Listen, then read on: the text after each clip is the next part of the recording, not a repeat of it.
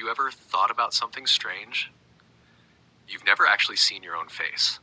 Not once.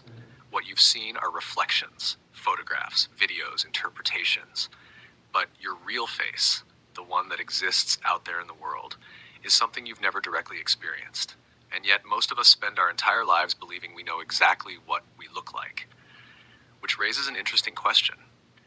How much of our identity is based on something we've never truly seen? When an artist draws a portrait or a caricature, something unusual happens. The drawing often doesn't match the image we carry in our minds. A nose seems larger. A smile seems different. Certain expressions suddenly become more noticeable. And for a brief moment, we're confronted with a possibility that feels surprisingly unsettling. What if the person I imagine myself to be isn't exactly the person everyone else sees? Most people assume their face is a physical fact, something objective, something fixed. But in reality, every version of your face is filtered through a perspective. The mirror reverses it. A camera flattens it, lighting changes it, memory changes it, emotion changes it. Even the people closest to you don't all see the same version. To one person, your face might communicate confidence. To another, kindness. To another, distance. The face you call mine exists differently in every mind that encounters it. And perhaps the same is true for identity itself. We like to think of ourselves as a single person, a stable individual with a clear definition. But maybe we're something more fluid than that. Maybe part of who we are exists inside us, and another part exists in the perceptions of others. A version of you lives in the minds of your friends. Another lives in the memories of your family. Another exists in the minds of strangers who have only met you once.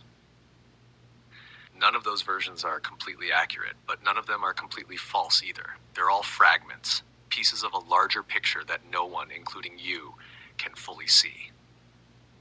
That's what makes a caricature so fascinating, not because it changes a face, but because it reminds us that perception itself is flexible, that identity is not a photograph, it's not a fixed object, it's something constantly interpreted, constantly observed, constantly recreated.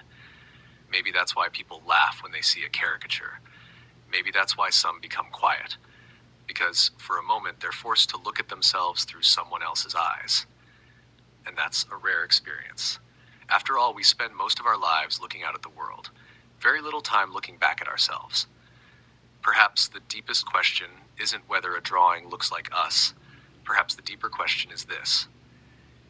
If every reflection, every photograph, every portrait, and every memory shows a slightly different version of who we are, then who exactly is the real person?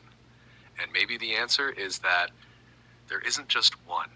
Maybe the self is not a single image waiting to be discovered. Maybe it's a collection of perspectives, a conversation between how we see ourselves and how the world sees us. And somewhere in that space between the two, we spend our entire lives trying to understand who we are.